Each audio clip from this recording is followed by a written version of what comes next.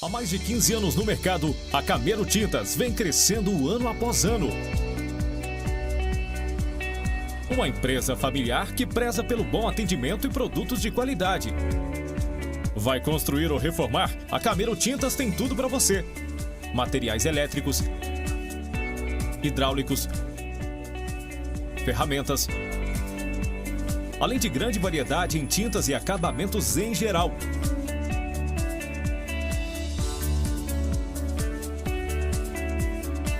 Entregamos em Londrina e região. Solicite um orçamento pelo WhatsApp 3026-6010 ou faça uma visita em nossa loja, Rua Cajarana, 433, Jardim Leonor. Pintou reforma? Camero Tintas. A piscina sabe como é importante contar com serviços de qualidade. Por isso, nós da Brilhante Piscinas e Aquecedores estamos no mercado há mais de 25 anos, oferecendo tudo para piscinas e aquecimento solar. Brilhante Piscinas e Aquecedores. Tudo para sua piscina e aquecimento solar. Faça um orçamento na Brilhante Piscinas e Aquecedores. 3322-8917. Brilhante Piscinas e Aquecedores. Bateu aquela fome? Não sabe onde ir? Venha conhecer o Senhor Dog, o famoso e tradicional cachorro-quente, especial duplo, malucão e o mais pedido, lanche Senhor Dog. Atendemos no segundo piso do Shopping Royal Plaza, quiosque 302. Ligue 3338-3551.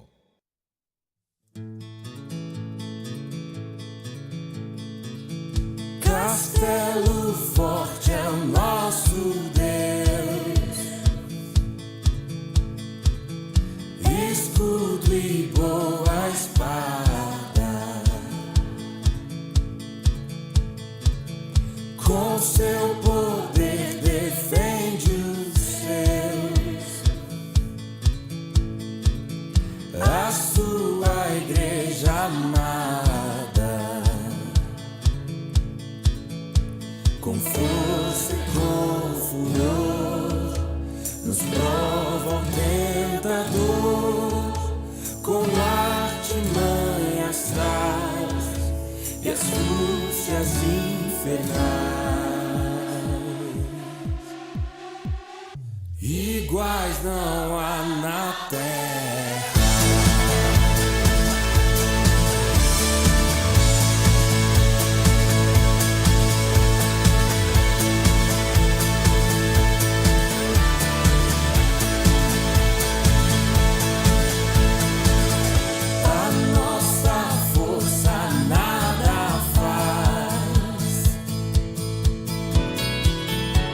Estamos nós perdidos, mas nosso Deus socorro traz e somos protegidos. Defende-nos, Jesus, o que venceu na cruz, Senhor dos altos céus, que sendo o próprio Deus, triunfa na batalha. Bom dia, graça e a paz do Senhor Jesus a todos que nos acompanham aqui diretamente da Deus Vivo Web TV.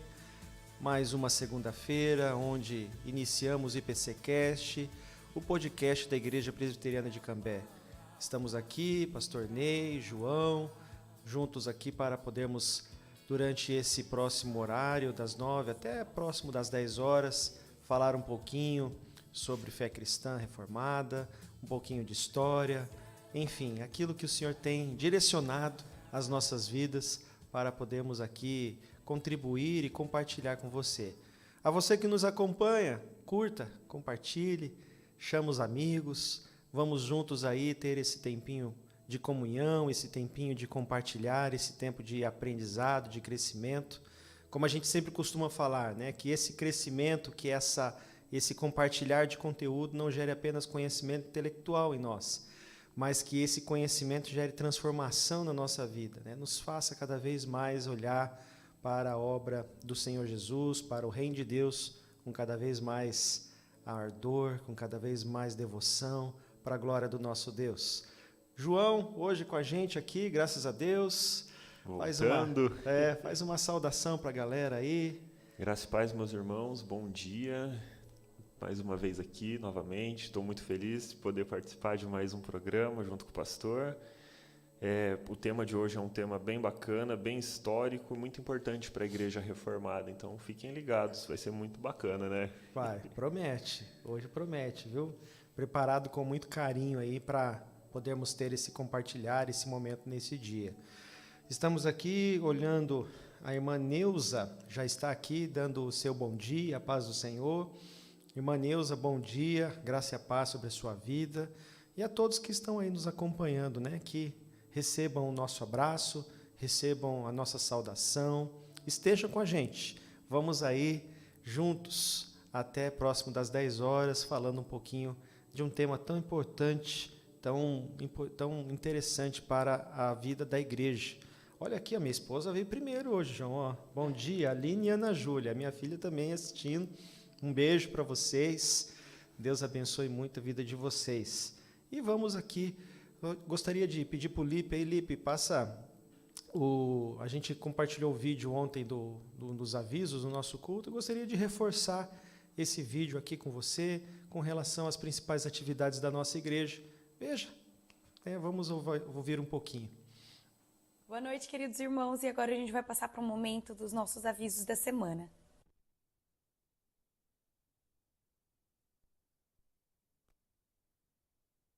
Nessa segunda-feira, teremos às 9 da manhã, ao vivo no nosso canal no YouTube e também na Deus Vivo Web TV, o nosso podcast.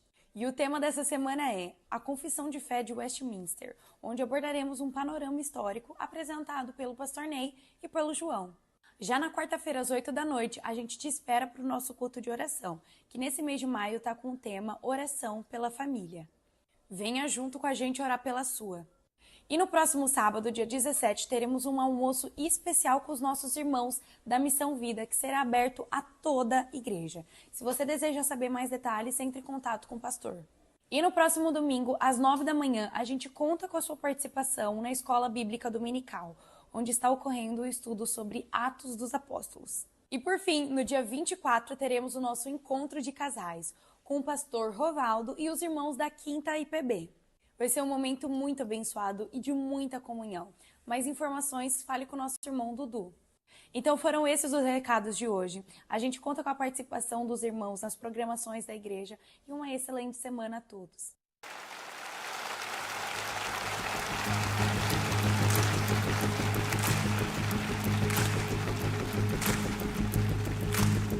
No nome forte de Jesus, nos reunimos aquecidos por sua luz, por meio do Senhor, unidos neste amor, com vinho e pão nós celebramos comunhão. É isso aí, os avisos da semana. Obrigado, pessoal do Ministério de Comunicação da nossa igreja, trazendo aí as informações sobre a nossa vida comunitária, o dia a dia da igreja. Então, nessa quarta-feira, né, já teremos aí o nosso culto de oração, um momento que temos dedicado para orarmos pelas nossas famílias. Então, um tempo muito importante. Próximo sábado também teremos uma programação onde toda a igreja visitará a Missão Vida em Rolândia. A Missão Vida, ela atua com a recuperação, com a ressocialização de moradores de rua, viciados. Então, um trabalho extremamente interessante e importante para conhecermos um pouquinho mais sobre a face da missão, outras faces, né, dessa missão de Deus, onde eles trabalham aí nessa ressocialização, né, tira da rua, prepara e vão trazendo novamente ali um preparo para esses homens, né, para que eles voltem novamente com suas vidas. Às vezes a gente acha que é um trabalho difícil, né, complicado, e realmente o é, mas a gente vê muitas histórias de homens que voltam para suas famílias, que voltam para a sociedade e contribuem, né, com a sociedade, e principalmente homens que são restaurados pelo poder do Evangelho.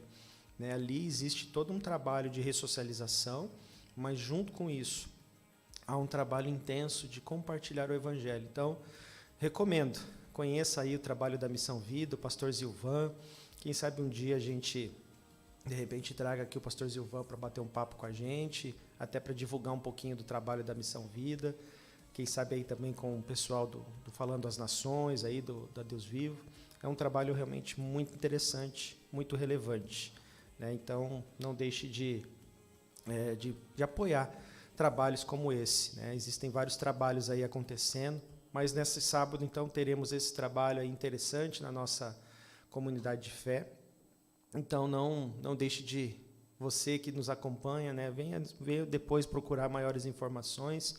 Nós vamos, com o maior carinho, compartilhar essas informações para você, tá bom? Ó, a Débora chegou aqui, ó. Apareceu aí? Apareceu. Bom dia, Deus abençoe mais um programa, mais uma manhã abençoada pra gente. Aê. Amém. As esposas aqui com audiência fiel, amém. Muito bom, né?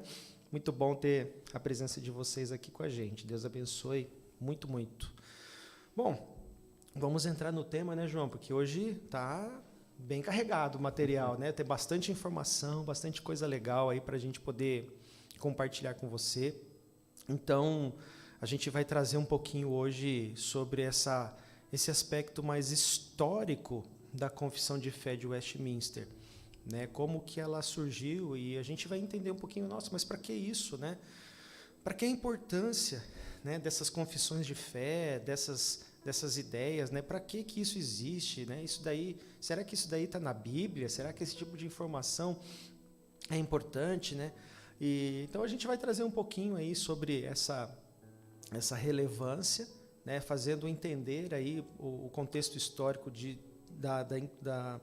início, né, da confissão de fé, e como trabalhos como esse foram importantes e têm sido importantes para a consolidação da fé cristã no mundo, né, para que os valores cristãos, os valores bíblicos, os valores dos apóstolos, os valores da igreja, eles sejam e continuem sendo tão importantes para a igreja cristã aí ao longo dos anos.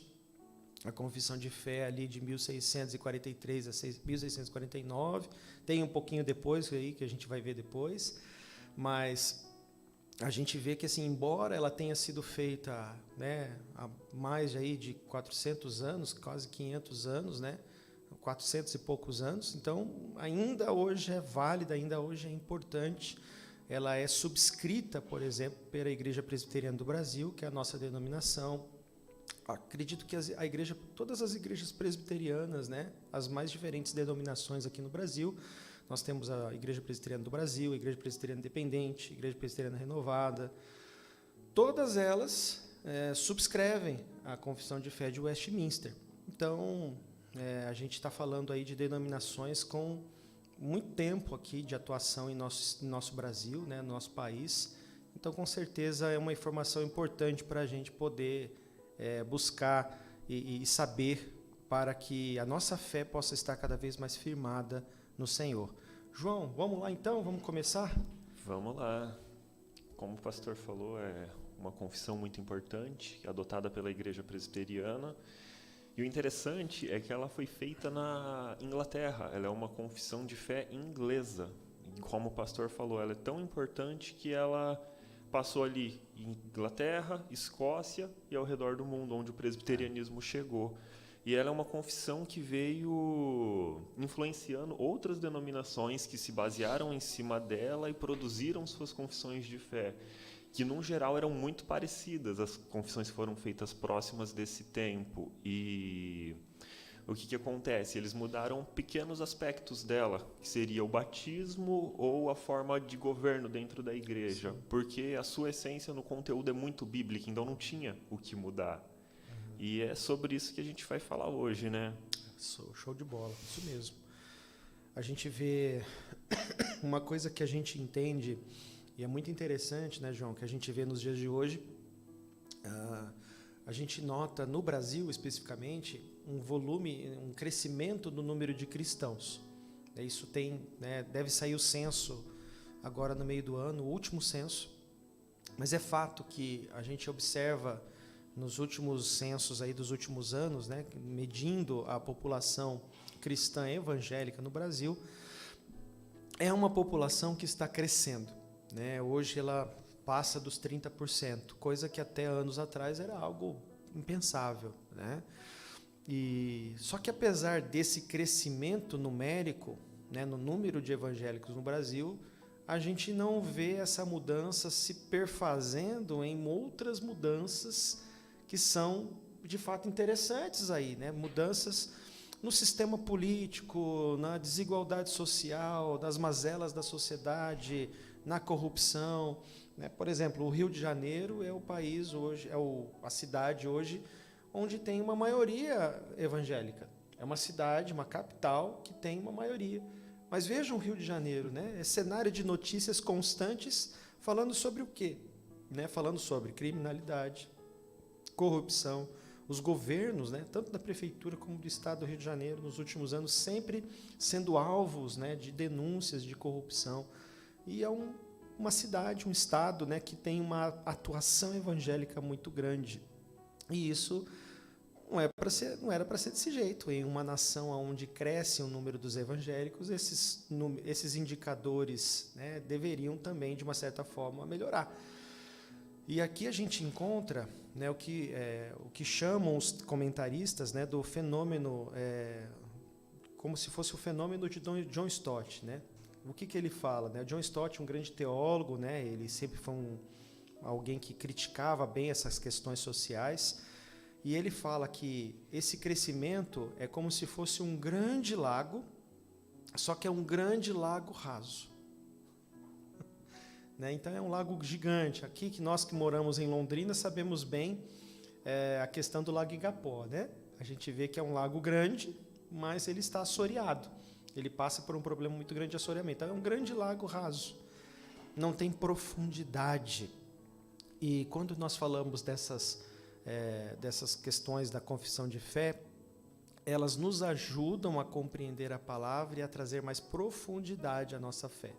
E é isso que nós estamos precisando como cristãos, de profundidade na palavra de Deus, para a gente poder entender. Então, por isso, a gente traz esse material, esse contexto histórico, para compreendermos a função e o início da confissão de fé de Westminster, exatamente para nos ajudar, né, a aprofundarmos a nossa fé no Senhor. Bom, vamos lá. Opa, deixa eu voltar aqui. Aí. Indo aqui para o próximo passo, João, na parte de documentos, né? É importante a gente entender o que é uma confissão de fé, né? Então, o que vem a ser uma confissão de fé, João? É assim, a gente usa a palavra confissão, mas nada mais é do que uma afirmação, uma declaração daquilo que a gente crê, que a igreja acredita. Quando a gente fala ali confissão de fé de Westminster, nós seguimos a confissão de fé de Westminster, significa que nós afirmamos que o que está ali é algo verdadeiro, é algo que acreditamos e que desejamos professar em nossa vida. Então, quando a gente fala desses documentos, quando tratamos desses documentos e falamos que afirmamos eles, é muito importante que nós o conhecemos para podermos afirmar. Exato. Nós, como presbiterianos, falamos, a gente segue a confissão de fé de Westminster, mas muitas das vezes nem conhecemos esse documento. Sim. E muitos dos assuntos tratados dentro desse documento, às vezes as pessoas questionam, mas e sobre esse ponto? Se conhecesse, talvez não tivesse essa pergunta, porque é um material extenso, mas não é um material difícil de se entender. Então, a confissão é muito importante. É simplesmente uma afirmação do que a Igreja Reformada acredita. As pessoas até se perguntam, mas por que uma confissão, né? Porque a gente já tem uma Bíblia. Para que a gente Sim. precisa de documentos como esse? Exatamente. Por que a gente vai olhar para uma confissão se a gente já tem a palavra de Deus? Bom, é importante observar aqui, em primeiro lugar, quando as confissões começaram a ser elaboradas, né, foi no momento da reforma, ali já no século XVII, né, que a questão ali da separação da até então a religião dominante, né, cristã, que era o catolicismo romano. E esses grupos reformados vão surgindo, e vão sendo acusados aí de heresia, né, de serem heréticos, né, pela Igreja Romana. Então, estes autores começam então a elaborar documentos, como essas confissões, aos soberanos, aos reis de onde eles estavam, né, para que eles possam, para que essa fé, para que aquilo que eles estavam defendendo não era algo novo, muito menos herético, mas sim uma volta, um retorno ao cristianismo primitivo, a trazer ali as questões, as orientações dos primeiros anos do cristianismo. E os reformadores queriam exatamente isso, queriam trazer uma reforma, queriam trazer algumas melhorias para poder entender. E os documentos, então, têm exatamente isso. A gente tem Zwinglio, né, que a gente falou sobre ele aqui, você pode procurar aí na playlist do IPCcast da história, a gente falou um pouquinho sobre Zwinglio, né, ele escreve ao imperador germânico, também ao rei francês. A gente tem João Calvino escrevendo as Institutas, né, um material que é usado hoje, é uma unanimidade em todo o meio, né, reformado. Então, assim, o que acontecia? Uma perseguição muito grande por conta da Igreja Romana e uma desconfiança dos reis, né, quanto ao que esses protestantes, quanto ao que esses reformadores criam. Então, onde existia exatamente essa questão, exatamente para que se trouxesse, né, um entendimento a essa questão. Em segundo lugar, né, tem a questão da afirmação de já se ter a Bíblia. A gente precisa entender também que a Bíblia, apesar dela conter todas as verdades, todas as doutrinas, os modelos, né, ela não está organizada de uma forma temática, a qual você procure com facilidade. Nós precisamos, embora ela tenha essas informações, né, que a gente precisa realmente do trabalho dos teólogos, dos pastores, dos estudiosos, né, pois eles vão até a Bíblia, que é a nossa única regra de fé e prática, e a organizam de forma sistemática, né, para que ela nos auxilie, de uma certa forma, com os temas, para facilitar o entendimento das doutrinas e tudo mais o que a Bíblia nos ensina. Então, é importante que haja essa sistematização, né? O apóstolo Paulo, ele começa a sistematizar a fé através de suas cartas, né? Então, a gente já vê isso acontecendo com a própria Bíblia. E depois, ao longo dos anos, principalmente no movimento da Reforma, com os escritos das confissões, eles vêm exatamente para que se traga essa compreensão.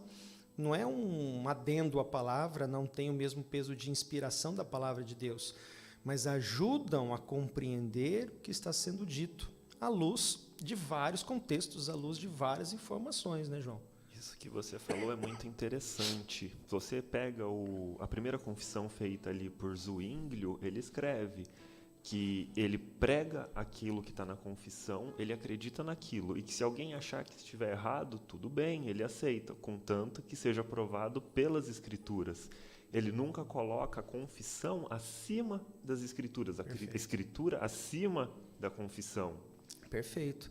É importante que a gente tenha essa concepção, né? O próprio Lutero, né, quando ele foi indagado, olha, que vocês me mostrem na palavra aonde estou errando, e vou confessar o meu erro. Agora, se vocês não me mostrarem, nada posso fazer. E realmente, ele estava ali, né, com a palavra de Deus, né, com o regulamento, digamos, quando a gente fala no esporte hoje, né, jogando com o regulamento embaixo do braço. Ele foi convocado, eu estou aqui, o que vocês querem? Você tem que negar o que você está falando, sob pena de você ser... Tá bom, me mostrem na palavra onde eu estou errado. Me coloquem na palavra onde eu estou errado. Né? Então, ele foi preparado. E os que estavam lá não estavam assim tão bem preparados. Né? Então, os documentos, né, essas confissões, elas nos ajudam a compreender a palavra. Não é tão simples assim, você simplesmente abrir a Bíblia e ali você olhar um texto e... um texto fora do contexto vira um pretexto. Né? Então, a gente precisa ter temor, compreender o significado da palavra, para então aplicarmos ela de uma forma correta. Então, a gente vai olhando exatamente isso. Né? Dentro da história da igreja, a gente aqui pode entender épocas principais, né, para a produção de materiais confessionais, né, João? Então nós temos exatamente essas épocas, esses momentos, né? Exatamente. São duas épocas dentro da igreja onde a escrita desses materiais foram feitas em grande quantidade. A gente tem 2 períodos, o da Reforma, nos séculos XVI e XVII, e também lá na Igreja Antiga, ali no século IV e no século V. É muito interessante a gente observar que ali no século IV e V eram defesas da fé, né? Eram materiais quase de apologia, de uma apologética. A gente tem o Concílio de Nicéia, em 325, Constantinopla, em 381, e um dos mais importantes, a definição de Calcedônia, ali em 451. Desculpa, pessoal. Esses documentos, eles tratavam de coisas muito importantes na época que estava tendo problema com o gnosticismo e evangelhos falsos surgindo. Eles afirmaram ali sobre o ser de Deus, sobre a Trindade, e a definição de Calcedônia tratou sobre as 2 naturezas de Cristo. Como que funcionava aquela natureza divina que ele sempre teve e a natureza humana que ele veio assumir. E é interessante que esses documentos escritos lá na Igreja Antiga, século IV e V, se arrastaram e são as mesmas coisas que cremos até hoje. Olha só. Esse é o primeiro período, documentos extremamente importantes. E a gente avança na história e chega em qual momento? Na Reforma. Sim. Como o pastor disse, esses documentos não eram uma exposição de um novo evangelho, de uma nova ideia que surgiu, mas eram voltando a essas raízes primitivas. Sim. Então eles escreviam aos reis que estavam desconfiados. E você pega aí esse período da Reforma, você vai ter pelo menos 50 confissões de fé escritas ali pela Europa. Inclusive uma no Brasil, a Confissão de Fé da Guanabara, que foi escrita pelo pessoal que veio a primeira vez tentar aqui a fé protestante no Brasil. E é como eu disse, esses documentos são muito importantes. Do primeiro século, já temos o quê? Concílio de Jerusalém. Sim. Não é um desses momentos onde muitos materiais foram escritos. Claro, a Bíblia foi escrita ali, né? Sim. Mas como um documento de fé, a partir das Escrituras. Temos o Concílio de Jerusalém, em Atos 15, onde o povo judeu começa a querer impor sobre os cristãos convertidos, que eram muitos gentios, ou seja, que não são judeus, ritos judaicos. Então, eles se reúnem ali em Jerusalém, né, pastores e presbíteros, muito interessante, os apóstolos, para colocar uma definição sobre isso. E nasce o Concílio de Jerusalém. Dessa reunião surge um documento, se vocês lerem Atos 15 lá, acho que a partir do versículo 20 e tantos, um documento que mostra como deveria ser a vida cristã, mostrando que o judaísmo já não era mais a maneira principal. Então, isso fica claro. Do primeiro século até hoje, a igreja sempre está ativa em produzir materiais confessionais, doutrinários, apologéticos, recomendativos. A igreja nunca teve parada. Perfeito. E são documentos, como eu disse, que se arrastam dentro de toda a história da igreja. Quando eu falo se arrastam, não entendam mal, é que são tidos, afirmados, reconhecidos como verdadeiros, doutrinas verdadeiras e bíblicas. Perfeito. Eles, né, digamos, perduram, né? Eles continuam, prosseguem, não? Então, mesmo não tendo o mesmo peso que a palavra de Deus tem, né, de ser divinamente inspirada, né, de o Espírito Santo inspirar os seus escritores, mas vejam pela quantidade de anos, né, em que são elaborados esses documentos, duram até os dias de hoje. Então, eles realmente vêm com esse sentido de orientar, de aprofundar a fé cristã. Então, são importantes. E é interessante o que o João comentou, né? Vejam que não é uma coisa que foi colocada anos depois. Os apóstolos, a liderança da igreja que ali estava surgindo em Atos dos Apóstolos, elas já tiveram que se reunir para tratar uma primeira questão. E que foi uma das primeiras questões a serem resolvidas. Nós devemos continuar com os ritos judaicos agora, a partir de Cristo? Nós vamos seguir com os ritos judaicos ou não? Né? Como vai ser o tratamento com os gentios, ou seja, aqueles que não são da tribo de Israel? Eles também farão parte, né? São alvo dessa salvação, são alvo da obra de Jesus. Né? E nós temos ali os apóstolos, né? O apóstolo Pedro, né? Você veja, o apóstolo Pedro, que é aí, né? Dizem a igreja romana, é o início do Papa, né? Ele não falha. Mas como que ele não falha se ele foi um dos principais defensores para que as práticas judaicas continuassem? Ele teve que ser ali né, confrontado, né, amorosamente pelo apóstolo Paulo. Por demais, e quem liderava a igreja em Atos 15 não era Pedro. Era Tiago. Né? Então, Pedro não é exatamente essa pedra que falam aí, né? Falam por aí. E a palavra de Deus explica bem isso. Então, é importante nós termos essas questões, porque eles precisaram já começar a se reunir para poder definir, falar, olha, a igreja seguirá este caminho por entender que é dessa forma. Então, ao longo dos anos, nós vemos exatamente a igreja, de uma certa forma, às vezes aí a Confissão de Fé de Westminster, para tratar ali num caso mais específico, mas que toma proporções que ultrapassam os limites da geografia e ultrapassam os limites do tempo, né? Que perduram, que prosseguem, que seguem até os dias de hoje. Então é muito interessante trazer esse contexto, né?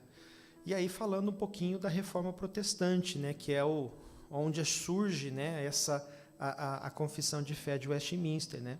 Então quando a gente fala dessa Reforma Protestante, a gente já ouve falar ali de Martinho Lutero com as suas 95 teses, ou seja, um documento que é afixado, né? Para que a igreja, para propor reformas à igreja romana.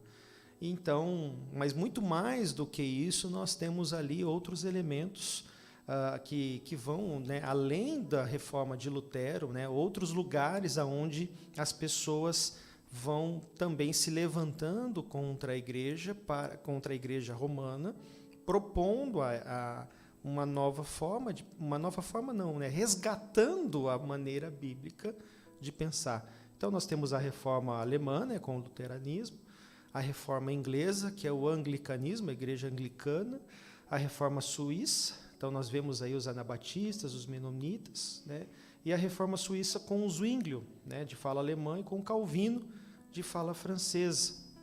E a gente vai focar hoje, por conta aí do tempo, claro, e também por conta do nosso assunto, que é a confissão de fé, na reforma inglesa, pois é dentro desse contexto inglês que surge a Confissão de Fé de Westminster, né, João?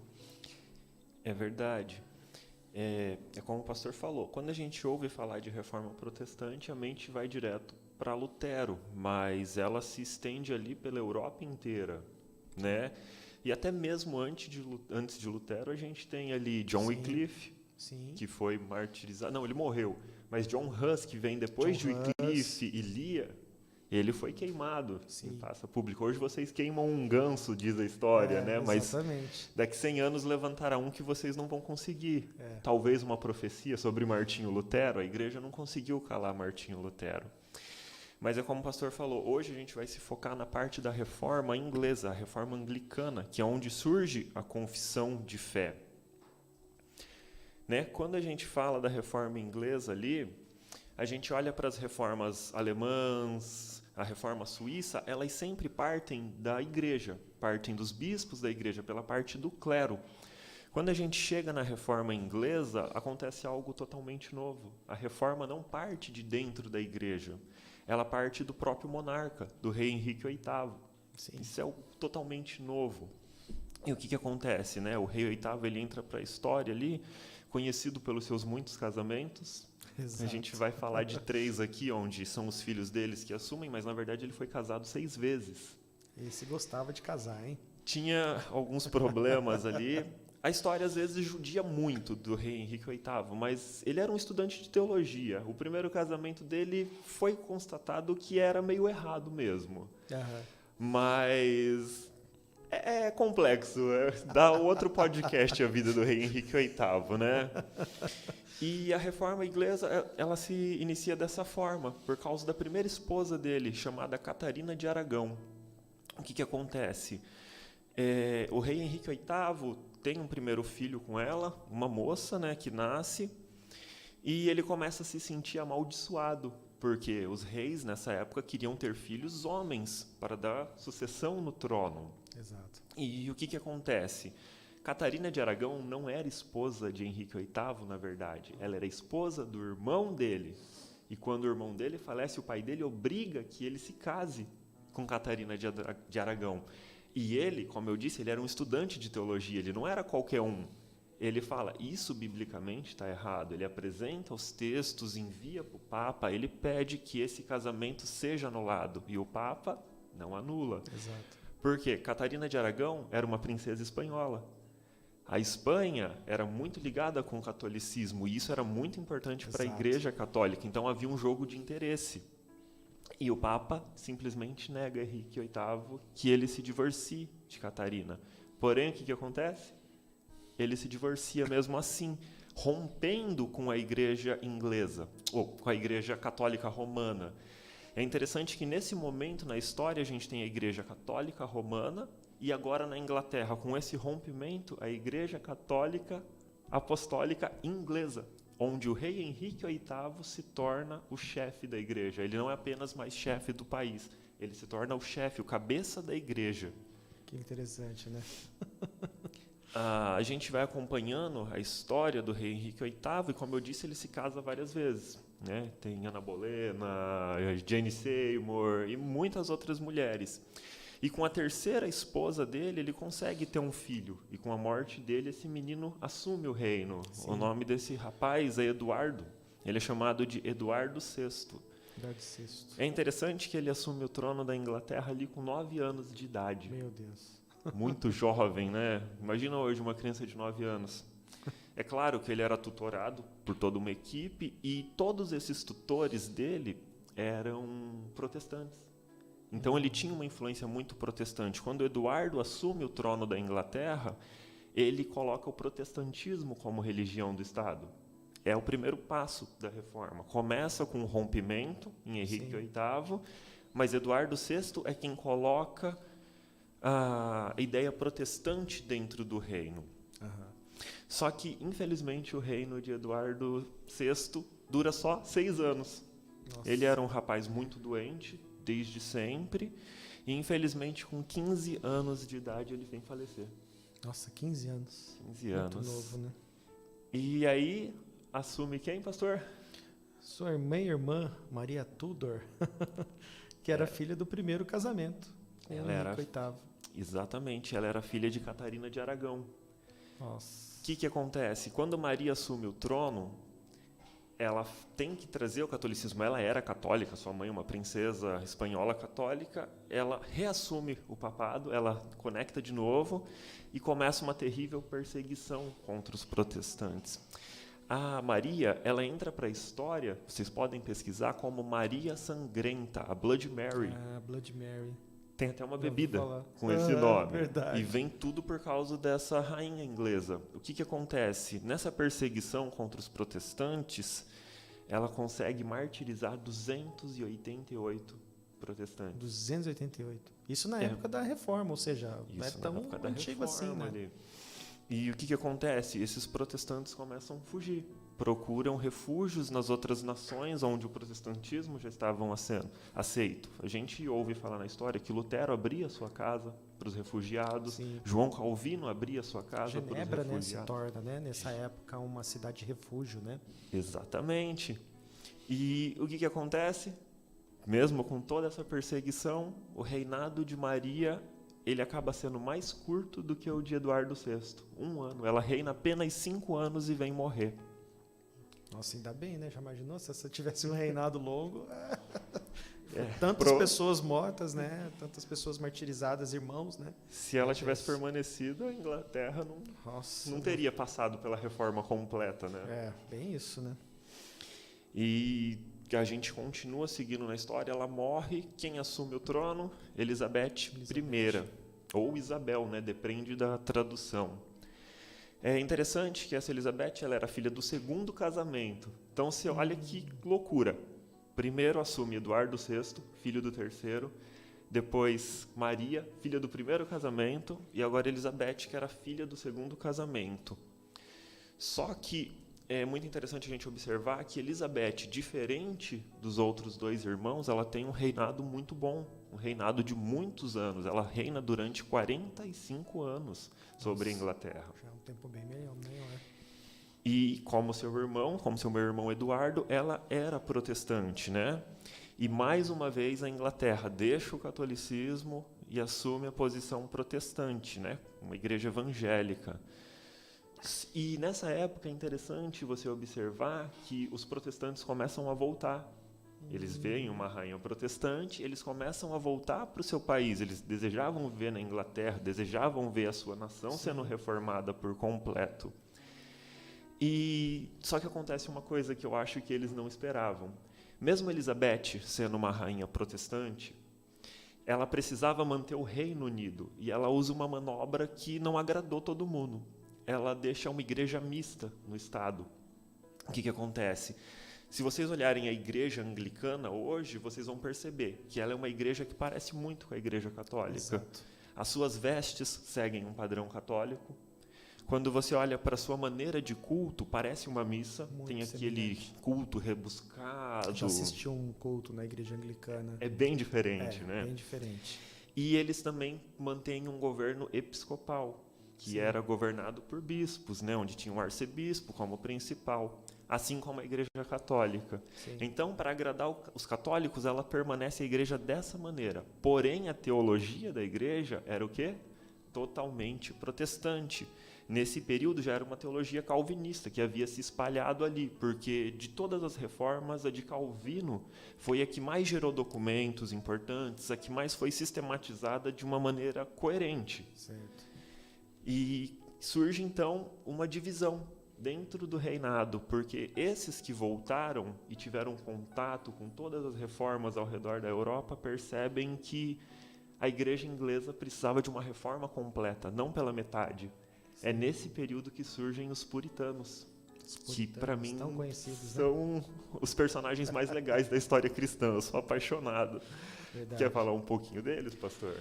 Os puritanos esse pessoal que vem aí trazendo puritano de pureza, né? Uma devoção. Tem um material que o pastor Heber Campos publicou sobre a espiritualidade reformada, né? E ele traz um pouco sobre essa ideia dos puritanos. Eu não sei se está nesse material, mas depois pesquisando, né, a gente vendo a forma de vida dessas pessoas, eles falavam que não ficavam ali, não tinha uma performance de devocionais, né? Eles iam num texto bíblico, tem aquele sistema digestivo dos bois, né? Ruminar, né? O ruminar a palavra. Então eles liam um verso bíblico, eles eram tão devotos do Senhor, que eles liam um verso bíblico e ficavam ruminando. E eles falavam entre eles: enquanto esse texto não for verdade 100% do meu coração, eu não preciso ler outro. Porque Deus está querendo falar comigo através desse texto.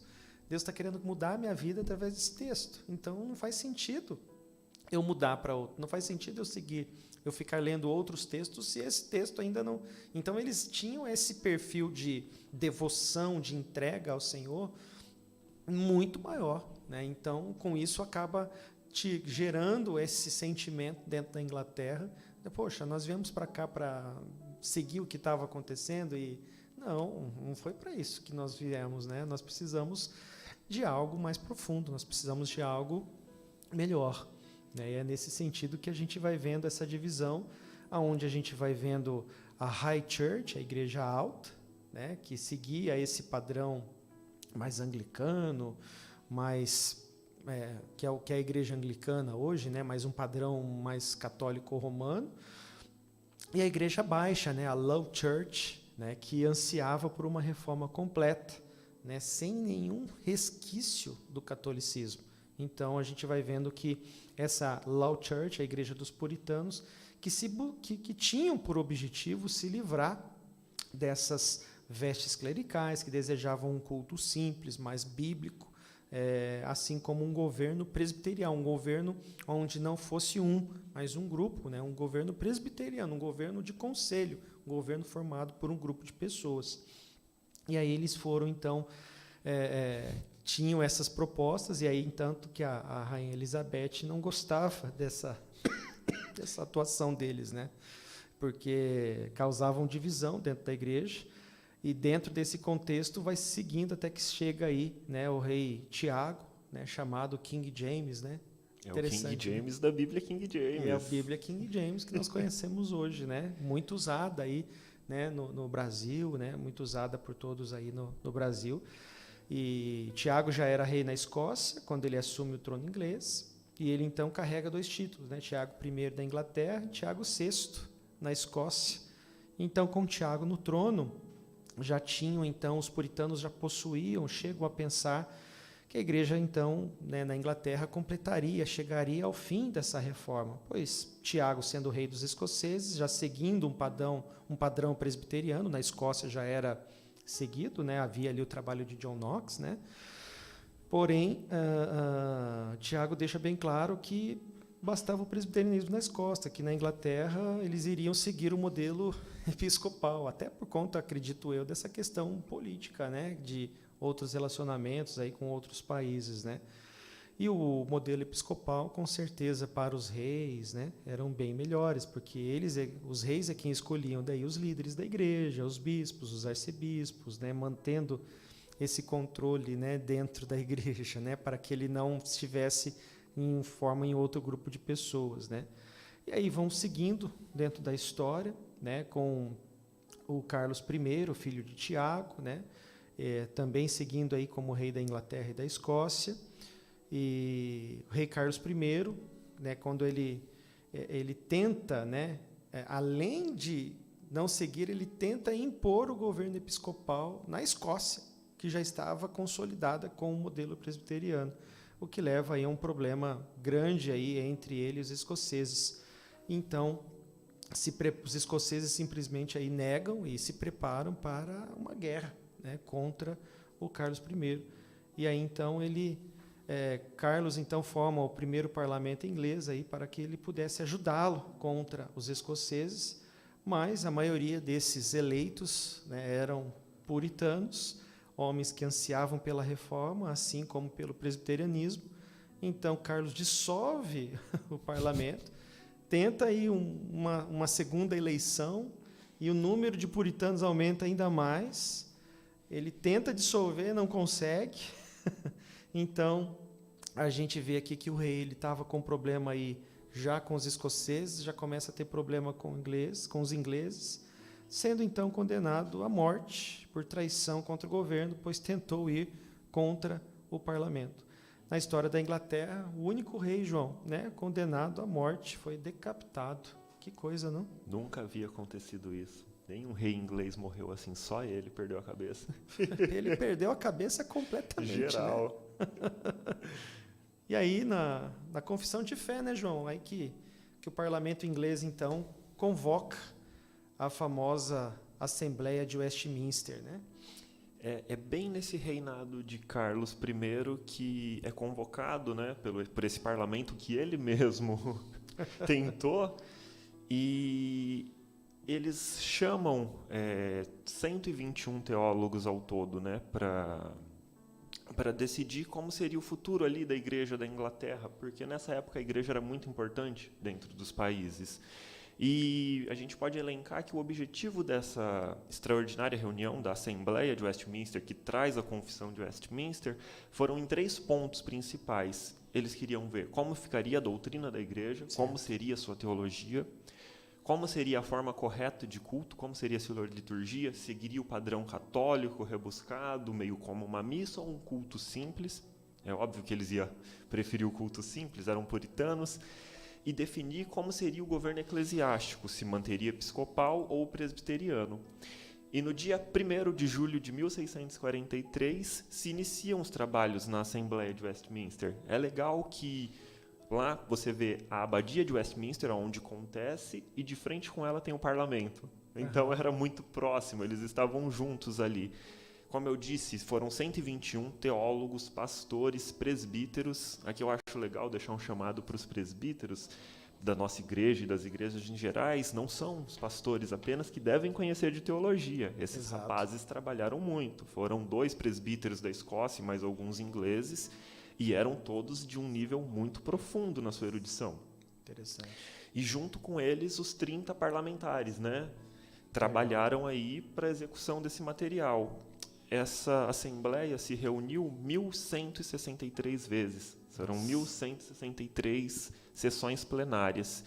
E uma curiosidade muito interessante sobre a Confissão de Fé de Westminster é que ela não parte da igreja.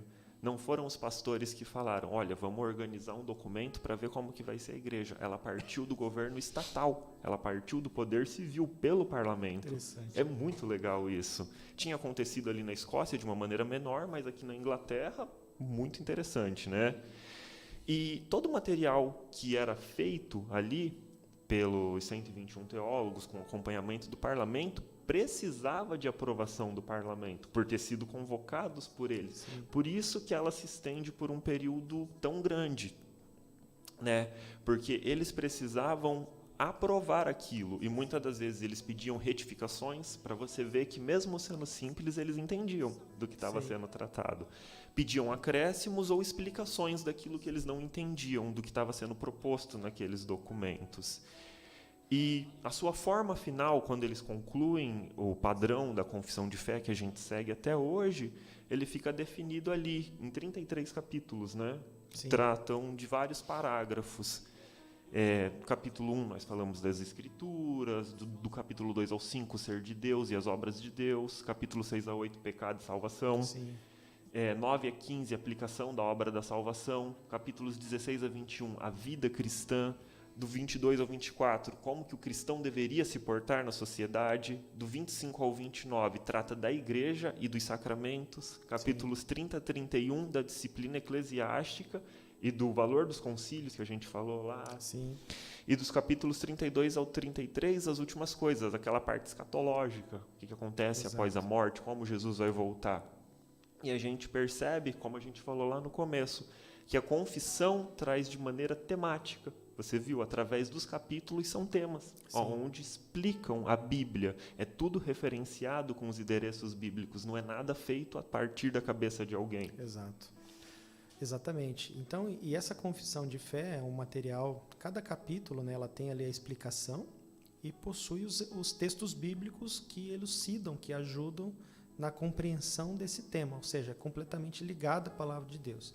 E esse material, né, ele fica disponível, ele está disponível para fazer download na página da Igreja Presbiteriana do Brasil. Acho que no nosso site também tem a confissão, você pode entrar lá nos boletins do nosso site, está lá disponível também a confissão de fé. E esse material que foi elaborado na Assembleia de Westminster, por que Westminster? Porque existe a abadia de Westminster, né? Não sei se vocês já viram, teve o casamento real, né, o velório dos reis, né, das rainhas ali na Inglaterra, as coroações, né, eles acontecem na abadia de Westminster. Então, ela é chamada de confissão de fé porque ela foi organizada nesse local, na abadia, né, na igreja de Westminster. Então, ela é realmente muito interessante. Então, esses documentos foram elaborados a confissão, o catecismo maior, que é um documento para os mais adultos, o catecismo menor para as crianças, e teve mais um documento também, né, que foi colocado ali, né? Eu acho que eles fizeram um saltério também, e tem mais um documento que eu não lembro qual é. Então, assim... Eu não sei se é o livro de oração comum, aí eu já não posso afirmar. Acho que é o livro de oração comum, né? Então, a gente vai vendo exatamente uma série de elementos que até hoje são, né, como a gente falou no início, né, até hoje são usados pela igreja, até hoje são adotados pela igreja, exatamente por entender, falou, olha, um cristão, ele precisa de um ponto de partida para a sua vida com Deus. A gente não está dizendo aqui, falando, nossa, se você vê a confissão de fé, você vai ser um teólogo, tal. Não, eles falavam que o catecismo menor ele deveria ser aplicado para as crianças.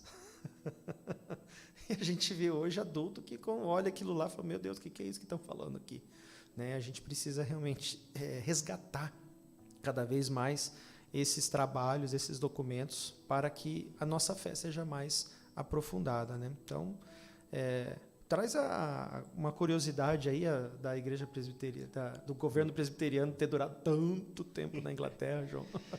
É engraçado, como disse, foi convocado pelo parlamento, foi tudo aprovado, só que essa igreja da Inglaterra se manteve nesse propósito presbiteriano por apenas alguns meses. Infelizmente, o parlamento não alcançou o que tanto almejou. E logo após algum tempo, o país volta ao padrão anglicano que havia sido estabelecido por Elizabeth I. Só que, como eu disse, a confissão participaram os ingleses e os escoceses. E eles já tinham uma confissão, os escoceses, mas essa aqui era tão completa, enchia tantos olhos, que ela foi aceita pela igreja escocesa, a igreja presbiteriana, e assim se espalhou pelo mundo. Quer dizer, não atingiu seu propósito na Inglaterra, sim, mas os planos de Deus a direcionaram para a Escócia e que se expandiu para todas as igrejas presbiterianas do mundo e, como dissemos, influenciou as outras confissões de fé. Sim.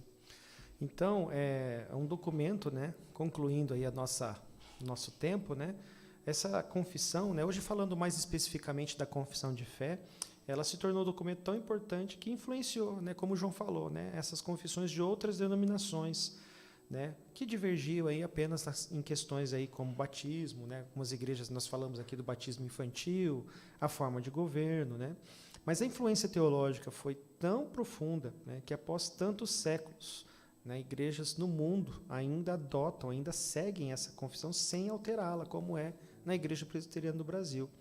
Então, um documento como esse nas mãos deve nos levar a um nível mais profundo, a um nível mais devocional, né? A um nível mais puritano, no sentido de pureza, né? De conhecimento e devoção ao Senhor, né? Então, essa confissão, esses documentos nos fornecem uma base sólida, uma base verdadeira para compreendermos a visão bíblica, né? A visão da palavra de Deus, né?